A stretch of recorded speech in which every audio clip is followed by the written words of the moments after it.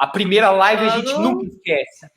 Você é artista, Márcia. Você se reinventa em qualquer ferramenta. Estamos ao vivo, Paulo.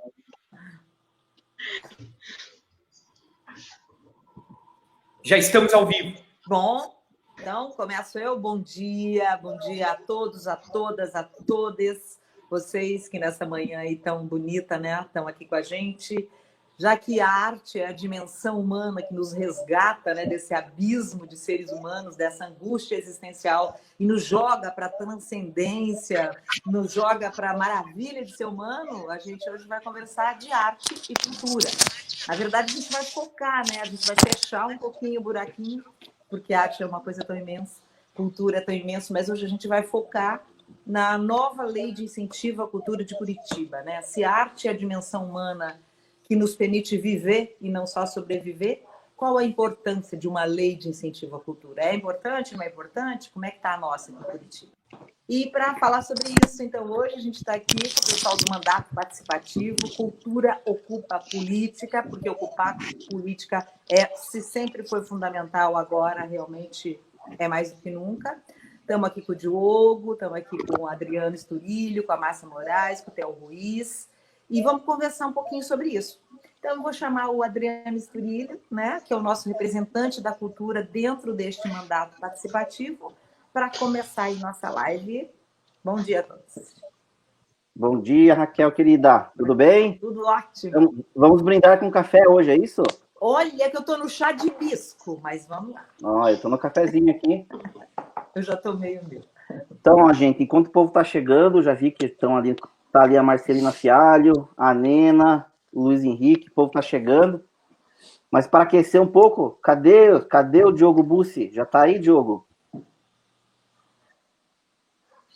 Opa, bom dia. Estou aqui com o meu cafezinho, Apóstolos. Você tá só no cafezinho também? Só no café também? Estou tomando um cafezinho. Então, gente, hoje o nosso tema é lei de incentivo, mas antes, Diogo, fiquei sabendo que nesse fim de semana você deu um pulo em Brasília, é isso mesmo? Sim, estive lá. Muitas emoções no avião. Conta essa história pra gente aí. Puxa vida, cara, foi incrível. Essas coisas parece que, na verdade, não foi algo tão agradável, não, infelizmente. Eu fui levar minha filha, né, que mora em Brasília, foi na véspera do feriado da Independência. Quando eu cheguei no aeroporto, em Curitiba, eu já logo de cara me deparei com um grupo de mulheres, aproximadamente 8 mulheres, todas com a mesma camiseta, uma camiseta azul e amarela, que escrito assim bem grande, fechados com Bolsonaro. E atrás estava escrito Acampamento Curitiba, Paraná. Bom, eu olhei aquilo, achei muito estranho, né? Eu me incomodo com qualquer pessoa vestindo uma camiseta de qualquer presidente, para mim já é algo incômodo, porque, cara, idealizar a tal ponto de você vestir uma camiseta de qualquer político já é algo, né, complicado, num sentido assim, não se deposita tanta confiança nos ombros de nenhuma pessoa, né? Eu acredito muito na força do coletivo, e da participação popular, e não de um mártir, um herói. Bom, mas tudo bem, né? Eu fui para a sala de embarque.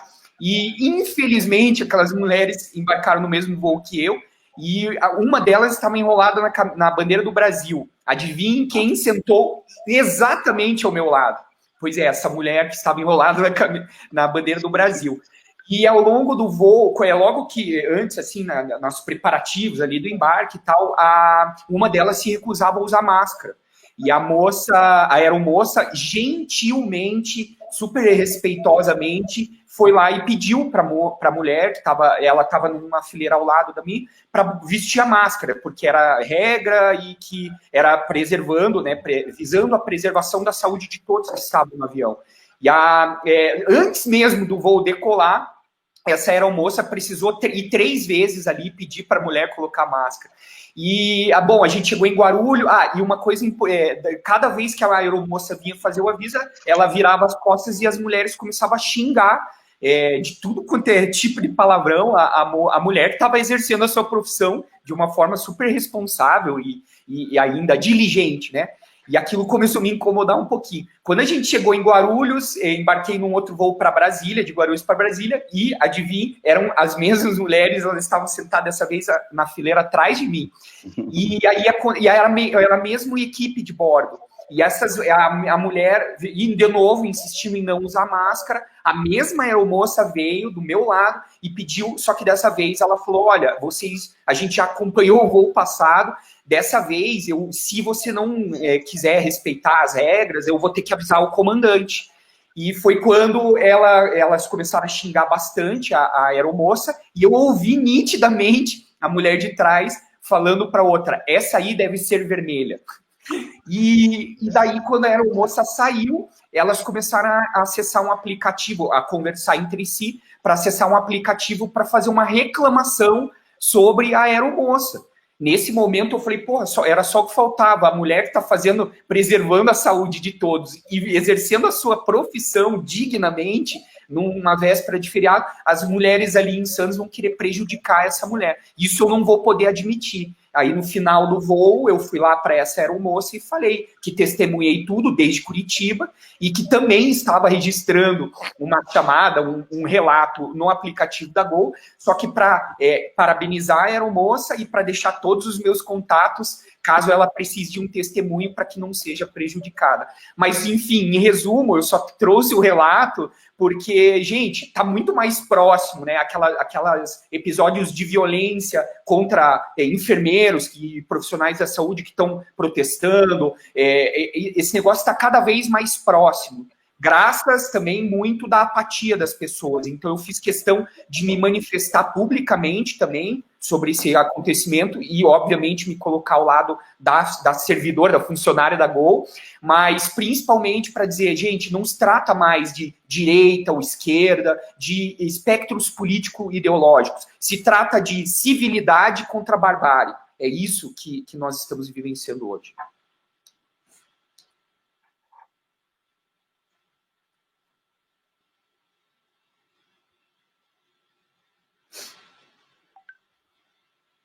Raquel, não estou te ouvindo.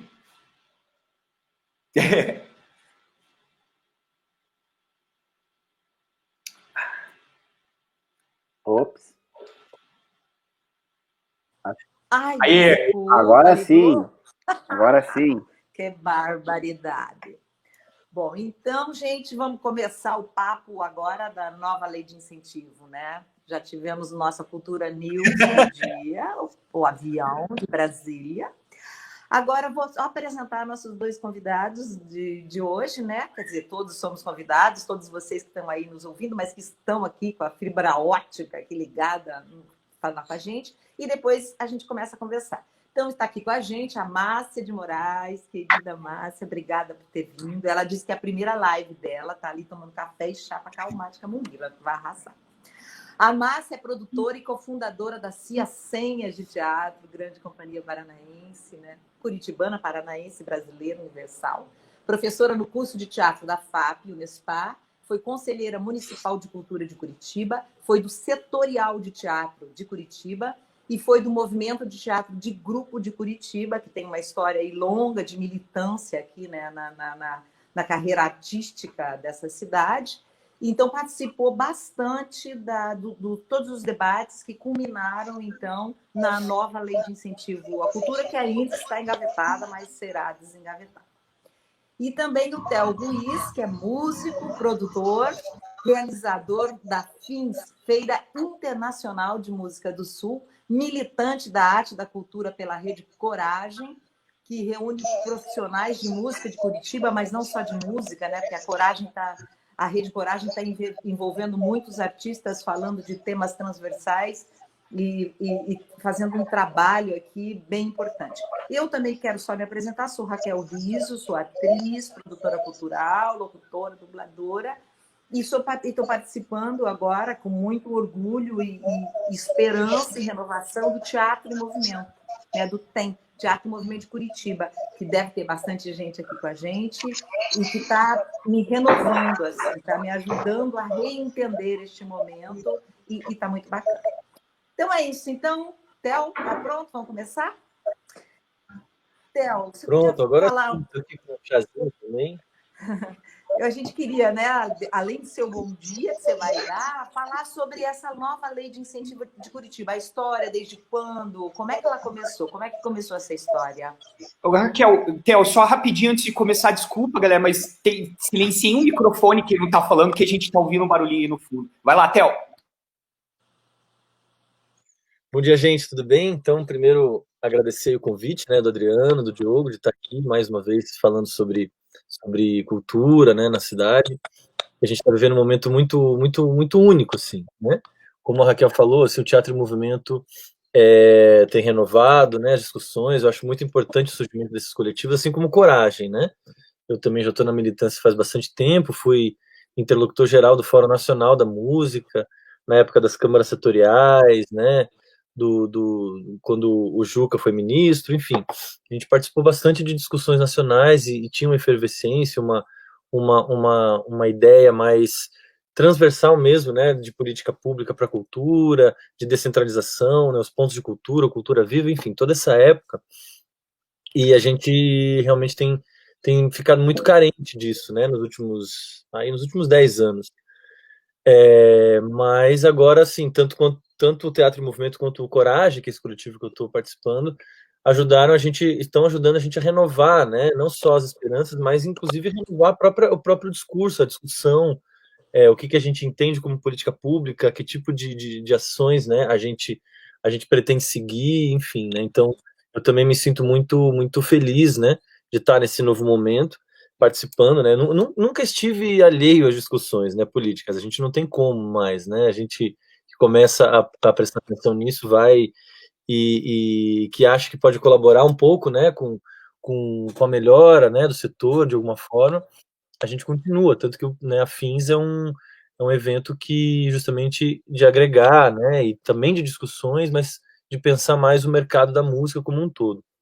Mas com certeza a gente ficou meio órfão, digamos assim, né, de coletivos e discussões e entidades. A gente tem muitos problemas nas nossas representações municipais e nacionais também, né, na arte como um todo.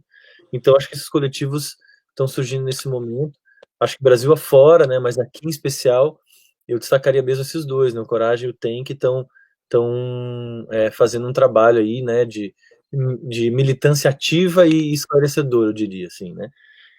E, enfim, né, e falando sobre a lei de incentivo, é um problema que a gente tem aqui em Curitiba já faz bastante tempo, né, eu não vou, talvez, saber precisar as datas, mas ela é uma lei que já está pronta há muitos anos, né, acho que no final da gestão do Fruit foi quando essa lei foi finalizada, né, e ela foi encaminhada para o executivo, na verdade, assim, foi feita, né, nas conferências municipais, então muita gente participou, eu não participei tão próximo, né, das discussões na época, acompanhei um pouco mais de longe, mas eu lembro que foi uma discussão bem ampla, assim, né, a classe artística participou em peso e formularam essas propostas, essa proposta da lei, né, da mudança da lei, no finalzinho da gestão do Fruit, que tinha se comprometido a assinar, enviar o projeto, né, para a Câmara, porque como é um projeto que envolve mudança orçamentária, pela lei, né, pela Constituição, tem que partir do executivo mesmo. Não é um projeto que pode ser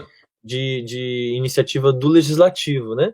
Então, o prefeito, na época, tinha se comprometido a enviar, acabou não enviando, e isso ficou engavetado, né? Então, tá aí há não sei quantos anos parado na Secretaria de Finanças, né, tramitando, né, naquela burocracia, e o executivo não envia o projeto, né? Então, a gente entende que agora é o momento da gente retomar isso, porque não só as questões da Lei Aldir Blanc, que a gente está muito envolvido, né, que agora parece que chegando a um desfecho, né, não sei se bom ou ruim, mas enfim, estamos esperando aí para qualquer momento a aplicação mesmo dos recursos, o lançamento dos editais e tudo mais, mas eu acho que esse processo trouxe um legado muito importante, que é justamente isso, né, coletivos como Coragem, como Tem, se engajando mesmo na discussão, né, participando, informando também, né, o Coragem a gente tem uma preocupação muito grande nessa parte da atuação de base, né, da informação, para, enfim, como se cadastrar, como fazer, como ir atrás, né, dos processos, do Tem também, então, enfim, eu acho que é um processo inclusivo, né, que a gente tem vivido, que é muito importante, e eu acho que essa inclusão, política, ela também traz essa mobilização, né? Então, da inclusão vem a mobilização. A gente tá acreditando bastante nisso. Eu acho que esse legado da Lei Aldir Blanc vai deixar a gente mais atento para as questões diretamente envolvidas na política pública, como essa alteração da lei, né? A gente precisa renovar a lei por várias razões. Ela é uma lei, a Lei Municipal de Curitiba é uma lei bastante antiga. Se não me engano, foi o Vagnoni que fez ainda, foi o primeiro o vereador que fez, tá? Não sei, 20 anos atrás ou mais. 1993, Théo. 30 anos, né? Então. E aí o Vagnoni, enfim, ela sofreu algumas pequenas modificações, mas ela não mudou, assim, muitas coisas. Théo, diga. Você não tinha nem nascido ainda, Eu Théo. não tinha nem nascido, olha como você é generoso, Adri. Tá vendo? Mas, enfim, essa lei, o que eu destacaria principal, assim, na mudança dela, é a questão do orçamento, né? A gente trabalha aí, hoje em dia, com um orçamento menor do que 1% para a cultura em Curitiba. Então, o resultado do mecenato, né, que saiu na semana passada, é uma prova, né? Mais um ano, inclusive, que a gente vê projetos aí com notas maiores do que 9 que não são contemplados. Por quê? Porque não tem dinheiro. Então, a gente precisa realmente que a prefeitura entenda que a cultura de Curitiba é muito maior do que a lei atual permite, né? Muitos artistas e projetos extremamente importantes, não só do ponto de vista da qualidade artística, né? E de movimentar a cena, mas também do ponto de vista econômico. Isso é um retorno para a cidade, né? Eu acho que os gestores têm que entender que a cultura não é um gasto. Então, se a gente aumentar, né, o percentual da lei atual diz até 1%, né? Esse até é muito perigoso, né? Porque então, se o prefeito não destina 0,1% do orçamento, ele está cumprindo a lei, né? A rigor é isso o que diz a lei, né? Isso é um problema. Então, a gente quer mudar isso para até 3%, pelo menos para aumentar esse percentual. Mas, enfim, qualquer que seja a porcentagem destinada para a cultura, que seja 1%, 2% ou 3% do orçamento, este valor vai retornar para a economia da cidade, né? Então, e retorna em bens, em serviços, né? Em movimentar a cadeia, movimentar outros setores, como, enfim, comércio. Muitos eventos trazem gente de fora, então movimenta o setor hoteleiro, movimenta o setor de transportes, enfim, é uma série de setores, segmentos correlatos que também são impactados positivamente nos projetos de cultura, né? Fora, obviamente, todo o ganho cultural que isso seria até imensurável, né? Quando você consegue fazer um projeto num lugar como de vulnerabilidade social, por exemplo, né? O ganho que você tem para a sociedade, isso é imensurável do ponto de vista financeiro, né? Você recuperar, você trabalhar com crianças, com jovens, por exemplo, enfim, é algo que a gente precisa realmente trazer à tona do discurso, né? Para tirar esse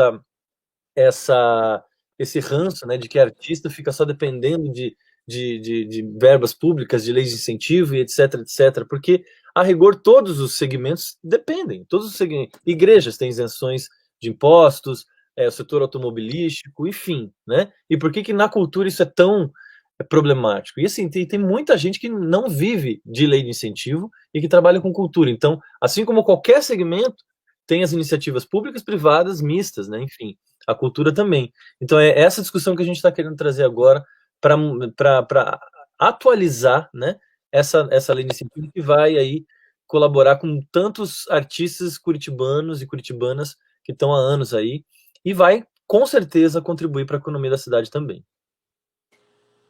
Théo, obrigada aí, viu? Que bom que você está aqui com a gente, né? Que bacana. A gente está no momento em Curitiba que agora o povo da dança, da música, do teatro, das novas linguagens, do hip hop, né? A gente tem conversado muito e acho que não era assim, né? E isso está muito bacana. Valeu, Théo. Obrigada. E agora, então, a Márcia, da Ciacenhas, né? Uma das companhias de teatro em Curitiba que trouxeram a pesquisa, né? Porque teatro é ação e reflexão. E o teatro aqui em Curitiba, pelo menos, demorou um pouco para entrar em contato com a academia, para refletir junto, para pensar o que a gente estava fazendo, para pensar quem éramos nós, para pensar qual linguagem a gente usava. A Ciacenhas é pioneira nisso, uma das. Então, Márcia, o que você acha? Uma lei de incentivo deve e como ela poderia, né, trabalhar e apoiar a linha de pesquisa em artes e cultura na nossa cidade? Bom dia, gente. Primeiro, gostaria de agradecer o convite por estar participando aqui dessa discussão muito, muito importante nesse momento que a gente vive de pandemia, né? E, enfim, há uma demanda muito grande da comunidade artística e cultural para que a gente se articule, aí acho que o Theo falou super bem, né? Se articule, se movimente e lute pelos nossos direitos, enfim, pelo que a gente, pelos espaços, né, que a gente precisa ocupar. Bem, em relação a essa questão que a Raquel trouxe, eu acho que seria legal a gente pensar primeiro que existe muitos segmentos artísticos e culturais, né? E esse segmento da pesquisa artística, entendida por coletivos, por companhias, por grupos, é uma tendência da década de 90, que começou em São Paulo, que são egressos das universidades que acabaram se juntando, se organizando em torno de alguma afinidade, de algum desejo, né, de se aprofundar em torno de uma pesquisa de linguagem, né? E aqui a gente pode expandir, eu vou falar de teatro especificamente, porque é a área que eu trabalho, mas a gente pode expandir isso para as outras linguagens artísticas. Bem, esse tipo de trabalho é um trabalho que acontece a longo prazo. Ele é um trabalho de processo, ele é um trabalho de verticalização. Então, ele não está dentro da lógica do mercado. É muito difícil você aprovar um projeto de manutenção, de aprimoramento, de aperfeiçoamento, né, de um coletivo artístico dentro do mecanismo da renúncia fiscal, né? E isso já foi deflagrado pelos grupos em São Paulo no final da década de 90, quando eles criaram o movimento Arte contra a Barbárie, e na sequência conseguiram aprovar a lei de fomento ao teatro da cidade de São Paulo, porque a lógica do mercado é uma lógica de visibilidade, é uma lógica de marketing, é uma lógica que não dialoga com esse tipo de processo. Então, aqui eu acho que trazendo para Curitiba, né, para o nosso município, existe dentro da atual lei de incentivo, existe uma abertura para diferentes proposições de projetos. Você pode até, de repente, aprovar um projeto aí para o seu coletivo. O problema é a captação de recursos, porque não está dentro do espectro de interesse das empresas incentivadoras, esse tipo de projeto. E aqui eu estou falando de um segmento, são muitos outros segmentos que estão fora da lógica das empresas incentivadoras, né? Dessa lógica de mercado. Então, a lei, né, nós debatemos, a lei, nós discutimos muito a questão do fortalecimento do Fundo Municipal de Cultura, porque é através do fortalecimento do fundo que os recursos públicos vão dialogar com essas iniciativas, né? Iniciativas outras que vão trazer resultados lá na frente, que não são resultados imediatos. É claro que os coletivos artísticos propõem projetos dentro dessa lógica. Quando a gente propõe um projeto de montagem com 3 meses de ensaio e as 20 apresentações, a gente tem chances de aprovar e a gente tem chances de captar. Mas o tipo de trabalho que a gente desenvolve requer um trabalho no tempo, esse tempo é mais estendido. Essa pesquisa da linguagem, ela nem sempre se encaixa nesses 3 meses, né? Então, eu acho que a principal questão da reforma da lei é o fortalecimento do fundo que vai atender esse segmento da pesquisa artística. Outros tantos. Acho que mais para frente, quando falar sobre a descentralização do fundo, a gente consegue desenvolver um pouco mais. Pô, maravilha, Márcia. Então, Hotel, explica aí, conversa aí para a gente a diferença, o que que é fundo, o que que é mecenato. Vamos falar sobre isso? Vamos. Bom, a lei, né, aqui em Curitiba, ela é dividida em dois, digamos, duas partes, né, que são iguais, metade do recurso para um, metade para outro, que é o fundo e o mecenato, né? Então, muita gente tem dúvida do que é uma ou outra, mas basicamente o mecenato ele é renúncia fiscal, ou seja, é um recurso da prefeitura, só que ela simplesmente deixa de arrecadar, né, aquele valor do projeto. Então, enfim, hoje em dia o teto dos projetos está em torno de 150 mil cada projeto, então é como se a empresa deve esse dinheiro, né, para a prefeitura, só que ela deixa, né, a prefeitura deixa de receber diretamente esse dinheiro e passa para os projetos culturais. Então, a empresa, ao invés de pagar, né, o imposto diretamente, ela passa a pagar, entre aspas, né, o imposto diretamente para o projeto. Então, por isso que é renúncia fiscal, né? A prefeitura renunciando esse valor, né, do tributo em favor dos projetos culturais. Isso é a renúncia fiscal. E isso tem o mecenato ele acaba não sendo contingenciado, né, por uma questão da lei atual, né? Então, o orçamento do mecenato, né, da parte do mecenato, ela é relativamente fixa todos os anos, né? A parte do fundo, que é justamente isso que o Marcelo trouxe, que eu concordo plenamente, não é tão, digamos assim, valorizado, né? Porque todos os anos ele é contingenciado pela prefeitura há muitos anos. Mas, né, a diferença é que o fundo, sim, é dinheiro direto da prefeitura que vem para um fundo municipal controlado pela Fundação Cultural, né, para aplicar o recurso, fazer editais, etc, etc. Só que há muitos anos, acho que desde o início da aplicação da lei, o fundo, ao invés de ser igual ao mecenato, né? Então, enfim, se esse ano a gente tinha 14 milhões para o mecenato, em tese, pela lei, deveríamos ter 14 milhões para o fundo também, né? Mas não é o que acontece. Então, por isso que é muito importante mesmo o fortalecimento do fundo, né? Para ele virar um instrumento efetivo, né? De a aplicação das políticas culturais, porque a lógica é diferente do mecenato, né? O mecenato ele tem uma lógica, justamente por envolver as empresas, ele tem essa relação direta com o mercado, né? E muitas vezes é uma relação complexa, né?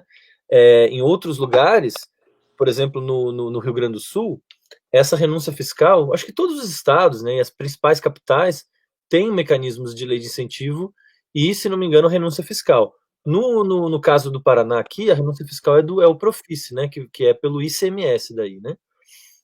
Aqui são os impostos municipais, que é o IPTU e o ISS.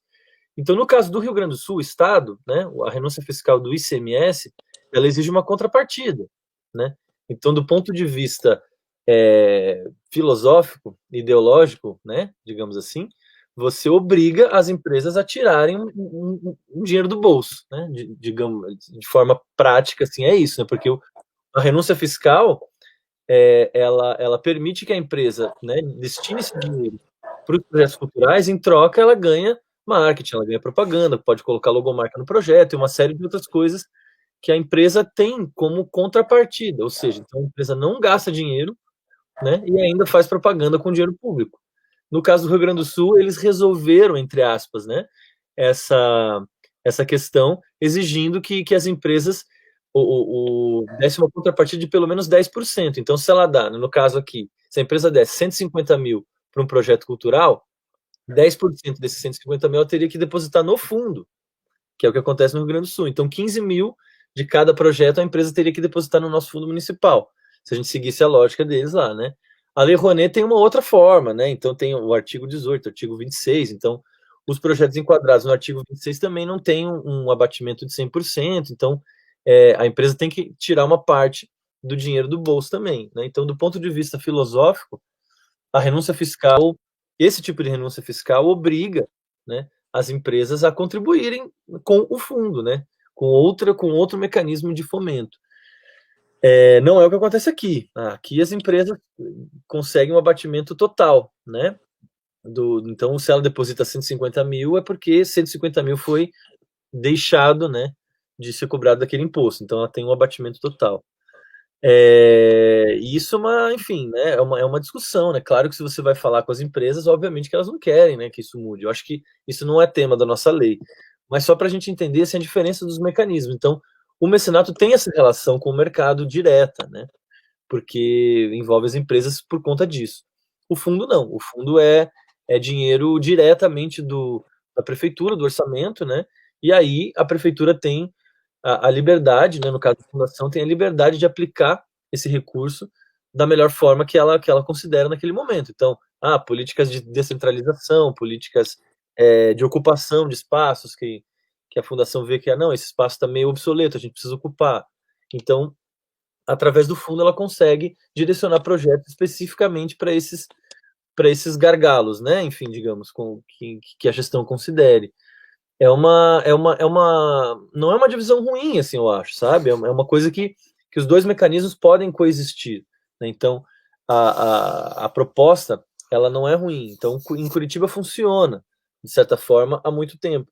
A questão é que tem muito pouco recurso, né? E é isso que a Márcia trouxe. O fundo ele é muito pouco valorizado nessa equação, né? Dos recursos e da política pública municipal. A gente precisa mesmo mudar, né? E trazer o fundo mais para frente e fazer com que ele tenha um protagonismo maior, porque é aí que a gente vai conseguir aplicar políticas através do fundo que a gente tem mais chance de aplicar políticas públicas de fato, né, descentralizadoras, inclusivas, né? O mecenato ele fica muito à margem do mercado, né? Então, tipo, por mais que a fundação tenha tentado organizar nos últimos anos a questão do recurso e só contemplar os projetos de acordo com o recurso que existe, mas ainda assim, né, você tem essa outra etapa que é captar os recursos com a empresa, apresentar projetos, a empresa vai solicitar uma série de contrapartidas, enfim, né? Então é um tipo de mecanismo, né? Mas ele não deveria, na minha opinião, ser o principal, né? Deveria ser uma parte. Theo, então, tudo que você concordo super com o que você falou. A questão do fundo, né, que a gente tem debatido muito e estamos amadurecendo, o fundo sem controle social, sem participação da classe artística, da comunidade, da sociedade civil, descentralizado, né, não vai garantir a equidade, né, que até o Tadeu falou ali no chat, que é tão necessário nessa lei, não vai garantir uma série de coisas. O fundo certamente é um avanço, desde que a gente esteja dentro de um sistema nacional de cultura, com um plano municipal de cultura atuante, com um conselho municipal de cultura com voz. E isso que a gente tem construído. A Márcia foi uma que participou, né, de todo esse debate da nova lei e de tudo isso, porque é do Setorial do Teatro. Inclusive, essa lei foi muito discutida, né, agora na gestão do Fruit. Ainda não está aprovada, mas foi muito discutida. Acho que o Adriano vai falar sobre isso depois. Mas, Márcia, como é que foi esse debate? Foi muito embaixo? Como é que foi esse desenvolver até a gente chegar a essa clara importância de fortalecermos o fundo? Sim, eu considero um processo muito democrático, um processo que foi amplamente discutido com a sociedade civil organizada, com representações, com os artistas, com os fazedores de cultura, produtores, gestores, com o poder público, com representantes das empresas também, com lideranças comunitárias, dos bairros. Enfim, foram feitas inúmeras reuniões, audiências públicas, reuniões do Conselho Municipal e conferências. O Adriano tem esses números, esse levantamento de quantos encontros foram feitos com os diferentes segmentos artísticos e culturais para debater a lei. Foi um processo árduo, né? Foi um processo bem trabalhoso, de muito embate, mas eu considero que foi um grande aprendizado para nós todos, assim, do que é uma construção de uma política pública com a participação da sociedade civil. Então, o que fica disso, eu acho que é um texto que dialoga com as demandas dos diferentes segmentos artísticos e culturais, é um legado desses últimos anos que a comunidade entrega para a cidade de Curitiba, e agora o que falta é a ação do poder público, né? Porque esse adiamento é um desrespeito ao ver a todo o trabalho que foi empreendido pelas pessoas que estiveram à frente disso, né? O Adriano é uma dessas pessoas, porque ele estava no conselho, eu estava na setorial, então eu participei mais pontualmente, mas o Adriano esteve em reuniões com todos os segmentos artísticos e culturais, em todos os bairros. Foi, nossa, um trabalho, assim, gigantesco. Então, eu acho que é um desrespeito com essas pessoas que estiveram à frente, com toda a comunidade artística que se mobilizou, que discutiu, que participou.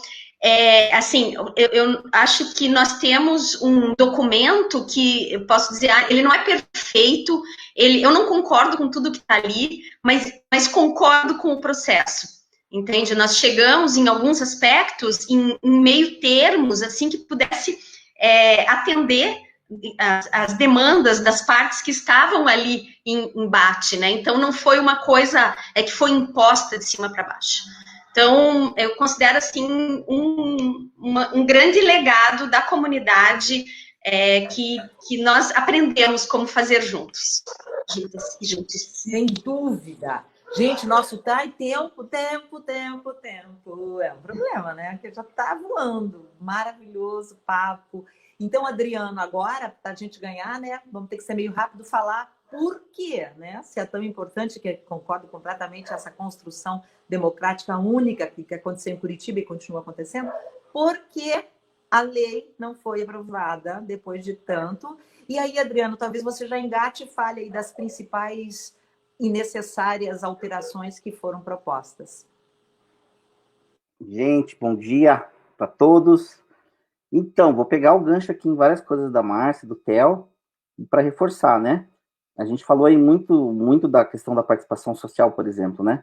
Esse texto novo da lei, ela obriga o poder público a tornar o nosso conselho municipal, que hoje é só consultivo, ou seja, a fundação pode ouvi-lo se quiser ou não. Com a nova lei, o conselho é obrigado a ser deliberativo. Muitas das decisões de como vão ser divididos os recursos, por exemplo, dos editais que vão para o fundo, eles vão passar pelo conselho com a nova lei. Então, a lei, ela obrigou o poder público indiretamente a também empoderar o conselho municipal, que já vinha atuando, que já teve protagonismo no debate, mas ainda não é deliberativo. Então, esse já é um grande avanço. A gente falou da questão dos recursos aí.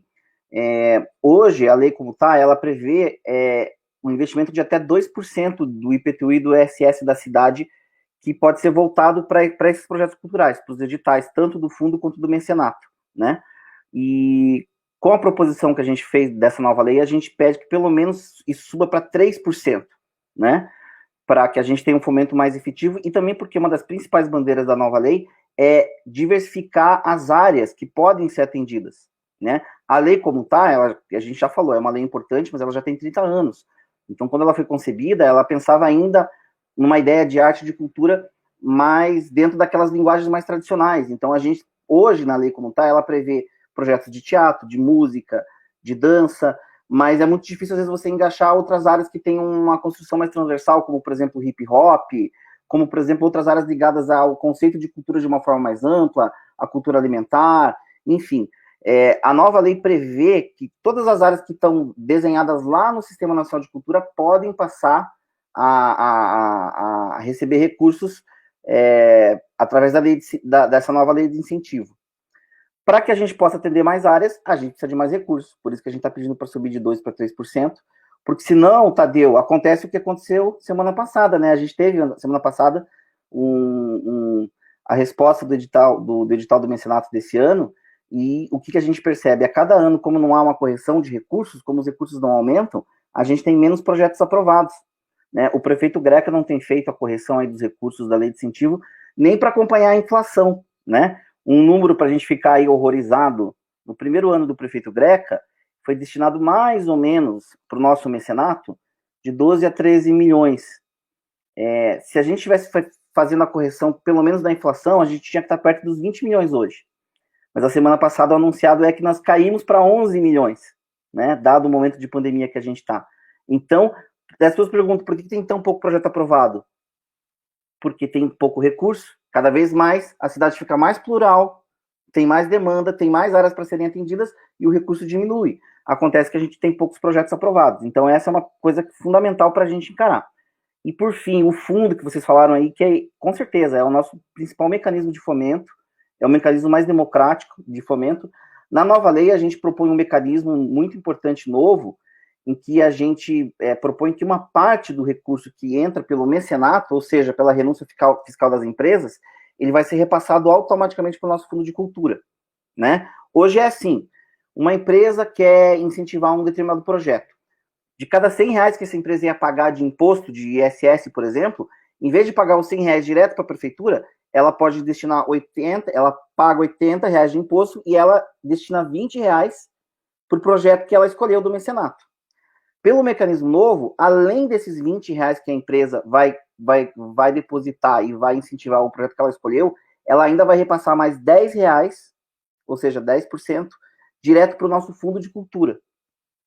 Então, a gente está aumentando o percentual que a empresa pode colaborar no nosso mecanismo de renúncia, e esses R$10 que vão direto para o fundo, tem uma coisa importante, Theo. Esses R$10 não podem ser contingenciados, né? Essa palavra feia que nos acompanha o tempo inteiro, né? Porque ele vai direto para o fundo. Como a empresa deposita direto, a prefeitura não pode, lá no final do ano, recolher de novo esse recurso para usar em outra área. Então, esse recurso fica garantido para o fundo. Desculpa interromper, posso só fazer uma pergunta? Esses R$10 que você está falando, esses 10%, é obrigatório ou facultativo para a empresa?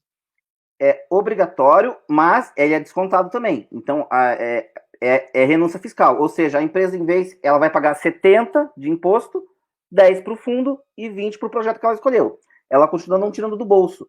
Agora, ela pode repassar direto para o fundo, que é o nosso principal desejo, fortalecer o fundo, para que isso vire editais que vão efetivamente atuar de forma mais descentralizada. E daí, Marcinha, a gente sabe que lá a gente conseguiu aprovar um item que garante um percentual mínimo de editais voltados para as regionais mais afastadas do centro, que é uma ação de descentralização. Hoje a lei não tem nenhuma obrigação nesse sentido, né? A lei atual ela prevê que um determinado percentual dos editais do fundo, através de um edital livre, que seja para atender todas as áreas, uma parte disso seja destinado para essas regionais mais descentralizadas. Então, acho que isso também é um avanço muito importante que a gente teve aí na lei. Bom, então agora tem até o João aqui perguntou das contrapartidas, né? Como é que vocês veem isso? Como é que tá as contrapartidas, que é outro assunto super polêmica. Então, eu acho que daí depois o Adriano responde, só a Márcia agora, porque agora vamos tentar grudar esse tempo, né? Uma coisa da contrapartida e da diversidade, que é tão importante, né? A Márcia, eu acho que pode explicar um pouquinho para a gente o que é essa proposta dessa introdução de novas linguagens na lei. E o Diogo, né, Diogo, que teve tanta experiência no Ministério da Cultura, já pode emendar com o que você viu lá, né? Trabalhou numa época em que a diversidade ainda tinha espaço lá dentro. O que você viu lá? Então, contrapartida e diversidades, vamos lá. Tá. Bem, quanto à contrapartida, o que foi na época discutido é que havia uma prática, por conta da contrapartida ser um item pontuado dentro dos projetos, que os proponentes ficavam tentando chegar numa alta pontuação através de uma proposição de contrapartida muito elevada, ela às vezes ia além da proposta do próprio projeto, e muitas vezes os proponentes não conseguiam nem realizar essas contrapartidas, de tão grandiosas que elas eram, né? Então, tirava lá a nota, a pontuação da contrapartida, 15 pontos, 10 pontos e tal, mas ela ficava excessiva, então a contrapartida passou a ser um item de competição dentro dos editais.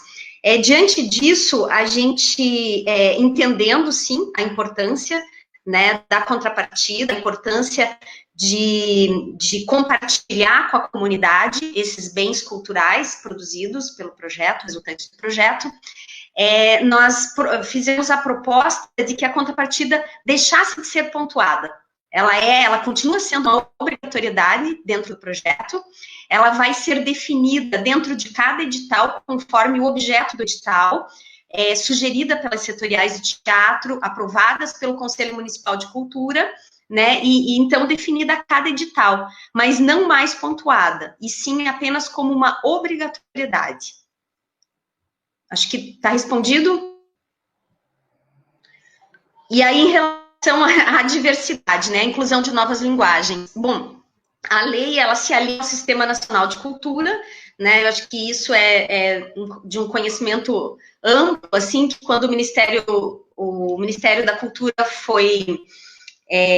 esteve sob a gestão do Gilberto Gil, né? Logo na chegada, em 2003, ele já faz a proposta de que a gente olhe para a cultura dentro de um conceito antropológico, né, um conceito mais abrangente, que possa dialogar com os saberes e os fazeres da população brasileira, né, porque o Ministério da Cultura, ele estava, como o Adriano falou, ele estava bastante focado nas linguagens artísticas, até o governo do Fernando Henrique. Então, o Gil traz isso para dentro do Ministério, e então,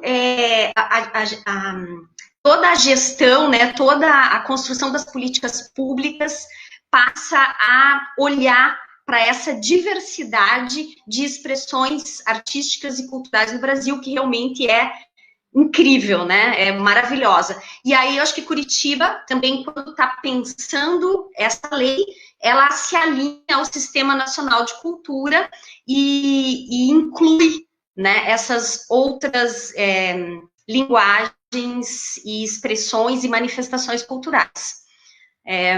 Acho que a questão é alinhar isso com a ampliação do orçamento, né? Porque era uma coisa que a gente discutia muito. Não adianta a gente abrir o edital e incluir mais 50 possibilidades se a gente trabalha com o mesmo orçamento. Bom, aí, Diogo, você, com toda a sua experiência no MINC. Eu só aprendo, né, ouvindo gente, pessoas, artistas e militantes da cultura como vocês, que eu admiro e respeito tanto.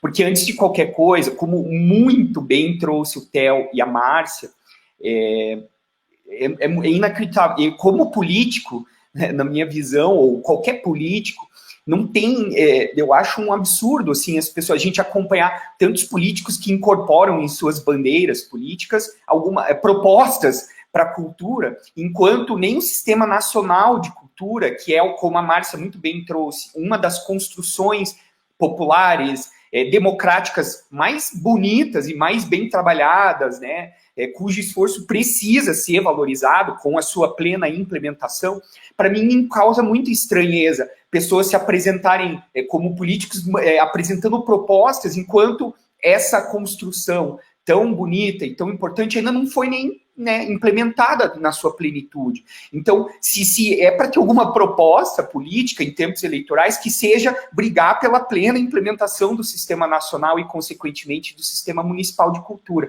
Como a Márcia falou, eu acredito muito nas construções, né, populares, na força do coletivo, das construções coletivas. É lógico que dá muito mais trabalho, um esforço muito grande fazer esse tipo de construção, mas o resultado é muito mais, o legado, como a Márcia falou, né, dialoga muito mais, como ela bem colocou, com os verdadeiros anseios dos protagonistas, que são os fazedores e fazedoras de cultura. Falando da diversidade, puxando esse gancho que a Márcia me deixou, eu sinto, assim, primeiro, que não existe nada tão precioso no Brasil do que a diversidade cultural. Eu tive a experiência mais enriquecedora da minha vida ao assumir a diretoria da diversidade cultural do Ministério da Cultura, e primeiro entrei em contato com as mais variadas formas de manifestação de cultura popular, algumas das quais eu nem sabia que existiam. Minha primeira evidência é que nós vivemos muitas vezes uma bolha aqui em Curitiba, nessa província. Concordo 100% com a Márcia que existem coisas maravilhosas aqui, mas entrar em contato com a diversidade na sua na sua essência mesmo, que é o que eu acho, mais uma vez, é o que a gente tem mais precioso aqui no país, foi uma experiência enriquecedora. E eu fiquei à frente, mais especificamente, de um dos programas de repasse de recursos mais importantes do Ministério da Cultura, que são os pontos de cultura. Então, através de convênios, né, o Ministério da Cultura repassa recursos para manifestações de cultura popular e pontos de cultura, né, que são cadastrados pelo Ministério da Cultura. E isso me abriu também, me ampliou os horizontes para entender um pouco melhor esses mecanismos por meio dos quais o governo, né, o poder público pode fomentar a cultura, e agora eu tenho aproveitado um pouco dessa experiência para a gente, junto com o Esturilho e todo esse coletivo de artistas que ele representa, auxiliar, primeiro de um ponto de vista emergencial, que a lei Aldir Blanc, mas principalmente, né, lógico que agora a prioridade é fazer com que os recursos cheguem aonde eles precisam chegar, que é na ponta, nos artistas que estão precisando. Mas, mais importante do que isso, a gente brigar e lutar para o fortalecimento do fundo, como o Theo muito bem trouxe, a Márcia também, o Esturilho, porque com o fortalecimento do fundo que teremos políticas públicas permanentes, né, com um tempo estendido, como a Márcia falou, enfim, o Estado sinalizando que a cultura é uma prioridade, através do fortalecimento do fundo. É por isso que eu estou junto aí nesse barco, talvez contribuindo com a minha experiência mais burocrática, mas num bom sentido, né? Não somente também por eu ser advogado, professor, ter quase 10 anos dando aula de direito, mas principalmente alguém que entendeu essa construção tão bonita que vocês, artistas, fazedores de cultura, militantes, e produtoras de cultura, têm fazendo ao longo de mais de 10 anos. Maravilha, Diogo. Que bom que você está com a gente. Precisamos disso lá. Bom, gente, é o seguinte, a gente pensou em ir até 10h35, né? O Theo, inclusive, acho que tem horário, né, Theo? Então, agora tem trocentos assuntos para falar sobre isso, mas não vai dar para abranger todos os pontos. Mas eu acho que a gente podia, então, pensar em fechar agora, né? O Diogo e o Adriano falando, então, como desengavetar essa nova lei e como um mandato participativo dentro da Câmara de Vereadores poderia auxiliar nisso, e aí a gente faz o fechamento rapidamente com o Theo e com a Márcia. Beleza, Raquel. Então, antes de falar de como é que a gente faz para desengavetar essa lei, porque ela está lá engavetada, o prefeito Greca fez esse favor para a gente, depois de tanto debate, né, Márcia? 4 anos debatendo, a sociedade civil debateu, chegou numa proposta de consenso. Infelizmente, não deu tempo de ser aprovada pela Câmara de Vereadores no final da gestão do prefeito Fruit. Chegou a dar entrada, mas não deu tempo. Daí entra o prefeito novo, zera a pauta, né, Diogo? Câmara de Vereadores zera a pauta. Aí o prefeito Greca voltou a debater algumas coisas, quis mudar algumas questões. O conselho aí teve uma participação importante para garantir que fosse mantido a estrutura do que tinha sido debatido.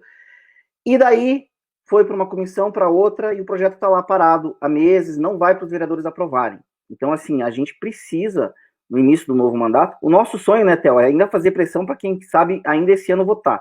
Mas a gente sabe que está no fim do ano é difícil. Se não votar esse ano, no início do ano a gente precisa aí de uma Câmara com vereadores que realmente apoiem a nossa área, a nossa cultura, e que comprem essa bandeira no dia a dia, porque senão a coisa não anda. Que façam pressão no executivo, como o Theo falou, é o prefeito que tem que mandar, mas os vereadores podem fazer pressão na fundação, podem apoiar o conselho e os coletivos nessa batalha, porque, gente, essa nova lei, ela traz benefícios que seriam avanços até a nível nacional. Inclusive, tem algumas cidades que já pegaram algumas referências da nossa lei e já botaram na prática. Em BH, por exemplo, já tem algumas coisas acontecendo que foram inspiradas no nosso debate de 4, 5 anos atrás. Então, a gente precisa avançar nisso. Tá, gente? Para terminar, Raquel, tem que falar de um ponto que a gente está mudando, que eu acho que para mim é muito caro e que tem muito a ver com uma forma da gente ter o mecanismo do mecenato mais controlado, mais plural. A gente sabe que um grande problema que a gente enfrenta todo ano, os produtores, os artistas, é a questão da captação de recursos, né? Então, depois dos projetos aprovados lá no mecenato, a fundação aprova, e esses projetos têm que ir atrás das empresas para que as empresas possam fazer essa renúncia, né? Depositar aquele valor que eu falei no projeto que ela escolheu. O captador tem essa função de fazer essa ponte com as empresas.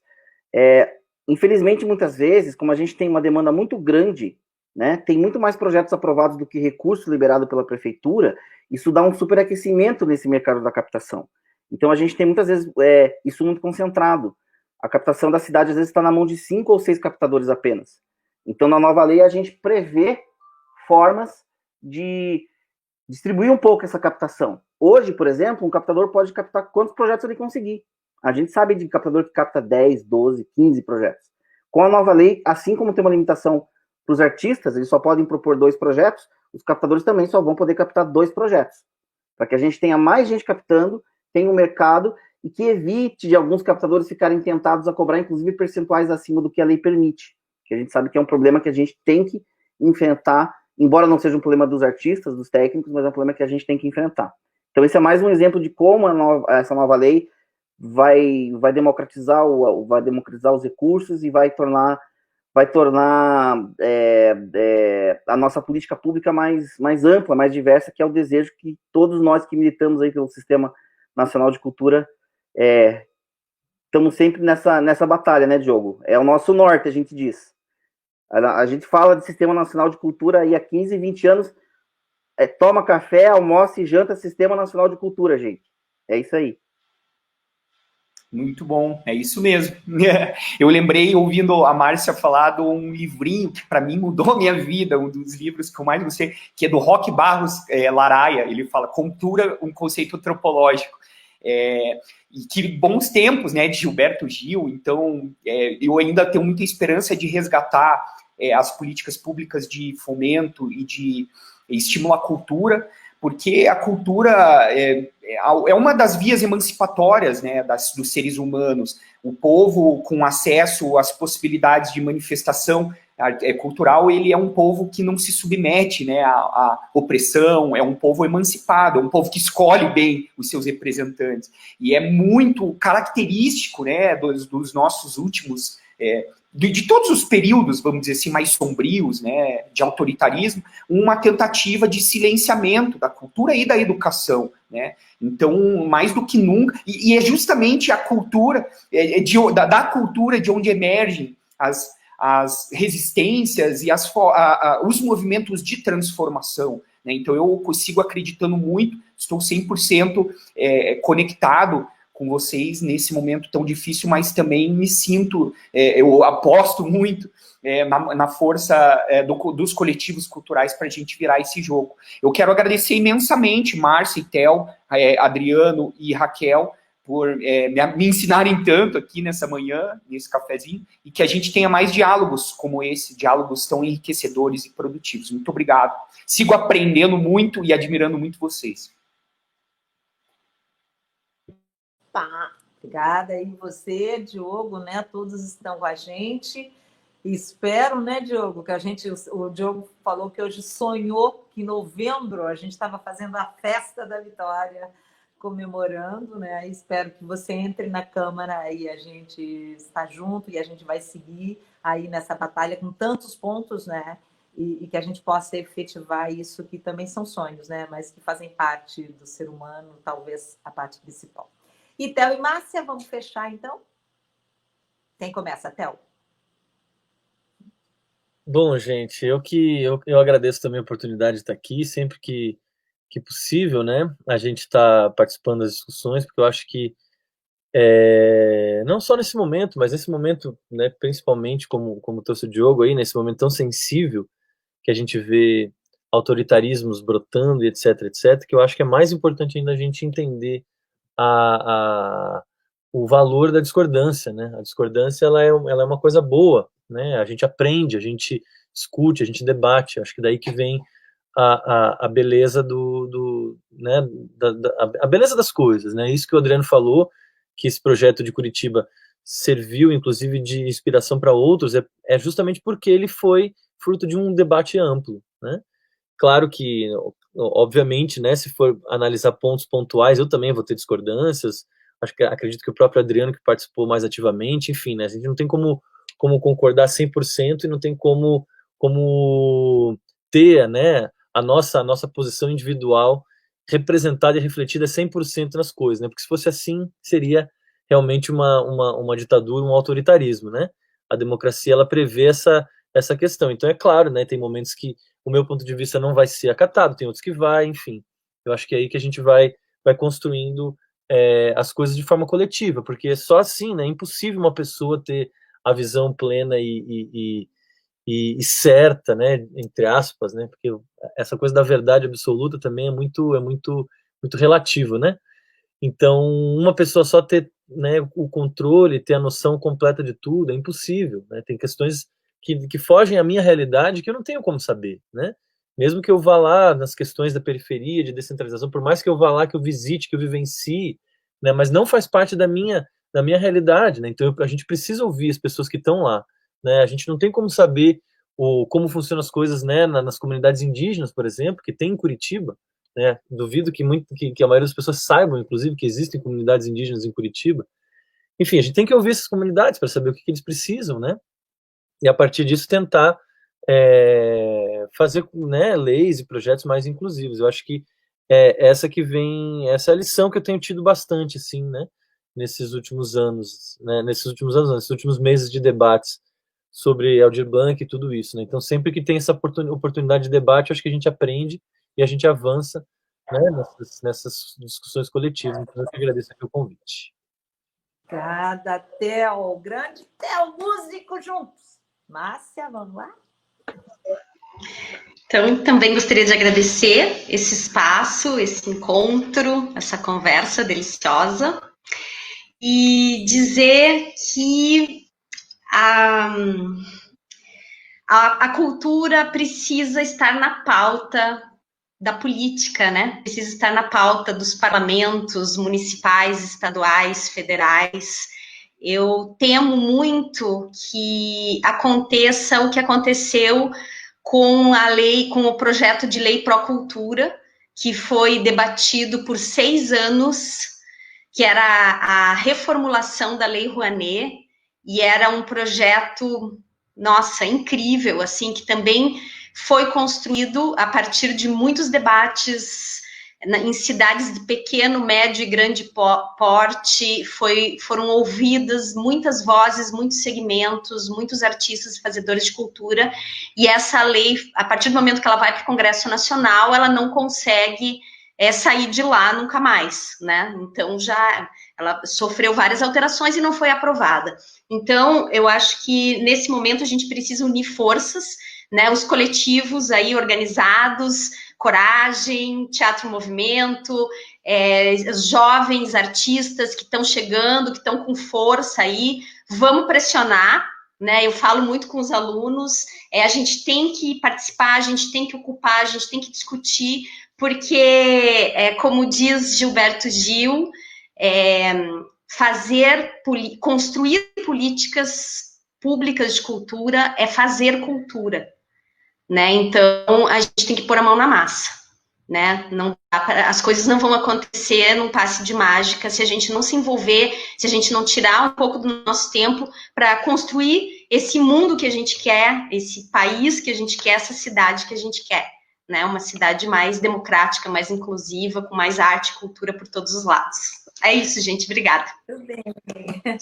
Bom, Ei! obrigada, Márcia, obrigada a todos vocês, né? Uma das coisas que acho que a pandemia nos deixou claro é que tem algo pior do que a alienação, que é a acomodação, né? E a sociedade, talvez até artistas mesmo, talvez a gente tenha ficado acomodado demais, e fica claro agora que não é possível se acomodar nessa vida. Então, já tomamos nosso café, né? Bora lavar louça, tocar o dia com alegria, arte e resistência. Obrigada. Raquel, obrigada a todos querida. Vocês. E Raquel, Diogo, querida. e tô querendo que o Adriano fale tchau aí. Obrigada. Não, só para registrar a galera aqui no chat, eu estava pensando, será que esse povo da arte e da cultura vai vir de manhã tomar café com a gente? Ó, o povo veio. Será que o povo tá acordado? Tá acordado. Tadeu Peroni, Márcio Juliano, Pedro Rei, Débora Celeste, Jude Fiorese, Rosana Estaves, querida, Andrew Knoll, galera marcando presença aí no chat. Marcelina Fialho, eu registrei, ela estava aqui também. Marcelina Fialho, povo do TEM, povo do Coragem, povo do Coletivo Teia, todos mobilizados, marcando presença. Tamo junto, gente, e teremos outros cafés, né, Raquel? Muitos cafés. A gente até ia pensar em fazer, bom, se não der, a gente faz café da tarde, mas o da manhã tá ótimo, né? Então, Tá ótimo. Eu quero mandar um falar, salve. gente, do Sistema Nacional de Cultura, tá? Em breve, que é super importante Curitiba entrar, é um absurdo. Curitiba, a tal da capital cultural, não faz parte do Sistema Nacional de Cultura. Nós vamos mudar esse negócio. Eu quero mandar um salve para encerrar o meu amigo, irmão, parceiro, Luan, que também esteve aqui com a gente, que é um dos grandes responsáveis por essa construção coletiva tão bonita. E o Jorge Sada aí, ó, que está mandando um alô também, Márcio e Juliano, todos que estiveram presentes. Que legal, tantos amigos. Tadeu, grande Tadeu. Rosana, tô vendo um monte de gente. Grande Tadeu, brigadão. Beijo, bom dia. Beijo, gente. Valeu. Valeu, gente. Obrigado, viu? Até mais.